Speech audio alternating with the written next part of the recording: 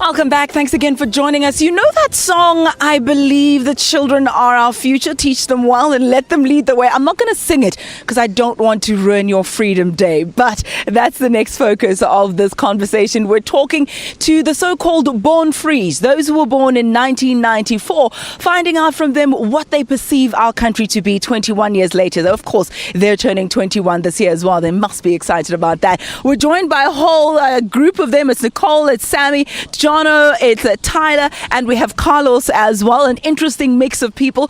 Nicole, let me start with you. You're closest to me. What does freedom mean to you? I think freedom means having a choice. So you're able to make your own decisions on what you say, what you do. And with that God-given choice, you have a responsibility because you have to make sure that your freedom actions do not impede anyone else's.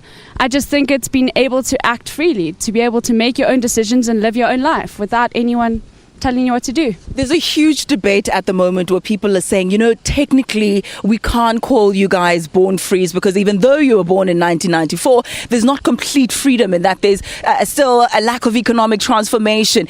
There's still a number of issues that we haven't dealt with. So the term born free, what do you think about that? I find it's just a term they give us for the year we were born in because we don't know anything other than what's now. We don't have any experience of apartheid or what it is. So I feel we have to know our past, we have to know our history, but we can't let it stop us in our future. We just have to live the life we've given and just make the most of it. All right, live the life we've given and make the most of it in this beautiful country that we call home. And what a fitting setting it is. Beautiful flowers, the statue of Nelson Mandela behind us. Sammy, what do you love about South Africa? I love the fact that we're so diverse. I love the diversity and I also love the opportunity that we have. I mean, we come from far as a country and as a nation, and I think that it's important to look at the past as well as the future and to see how far we can go as a diverse country. That's what I love. What are you studying and how do you hope to contribute to the well-being of South Africa?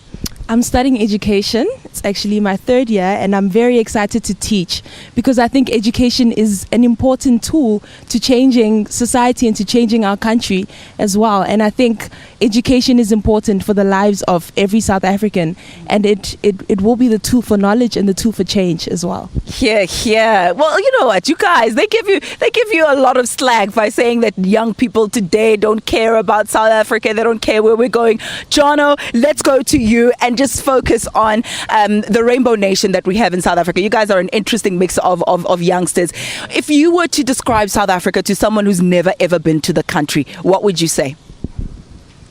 I guess I'd explain the diversity that we have in the culture and how rich our culture is, and although that we've been through a lot as a country, we still accept and respect cultures equally, and it's not, I think generally we try to say that one culture is more respected than another in this land, but it's not the case.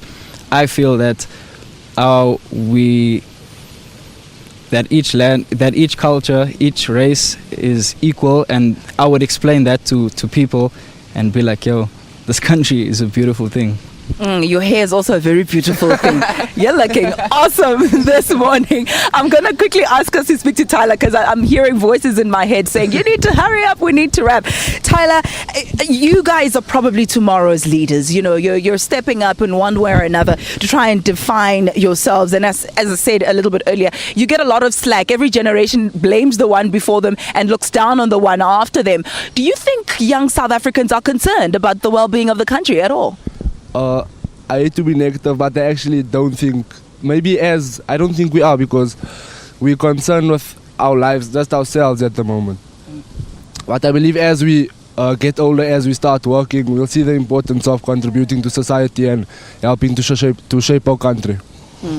Carlos, let's bring you into the equation now and talking about shaping our country and making sure that the society is fine. You're a veteran here on Morning Live because we interviewed you not too long ago with regard to the elections and whether or not there was voter apathy among young South Africans. We had that discussion then, but a couple of months later, have you started looking at the country differently? Have you started looking at the leadership and the way the country's run a little bit differently?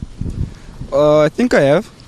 I think I've seen that, like, the importance that us as young people have in the country, really, because now that we as born frees are going to have to step in eventually, even if like we don't want to really, we're going to have to do it eventually. So the way the country is going now, I think if it's not up to us, if like we don't step in, then who is going to step in? If we don't do it, we're going to have to do it eventually. So the way I see it is, especially with the xenophobic attacks that's happened right now, if we, especially us, if we don't put our foot down, what's going to happen in the next few years, you know? Who's going to take over? We're going to have to take over, so it's all up to us eventually, yeah.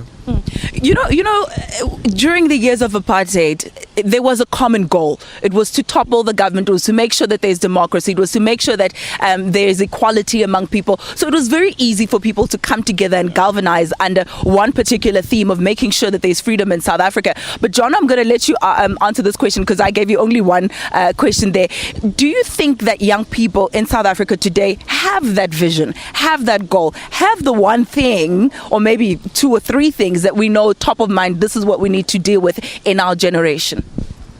Definitely. I see that us as a generation, and not just the born frees, but more a 90s generation, we carry something that the 80s don't, and it's fine because they have their own unique abilities. But our fight is against conformity in a sense, and that's what's going to carry us, and being able to respect each other through our even though we are unique individuals. That's, yeah. Love it. Making sure that even though we are different, that we need to come together. And that message is extremely fitting, especially since we've seen the events of the past few weeks with regard to the xenophobic violence. I think we need to be more mindful of each other. So you just heard it out of the mouths of babes, your so-called born frees, the trajectory of South Africa looking extremely positive with youngsters such as this at the fore. All right, we'll have to leave it there, at least for now. More in just a moment. Stay with us.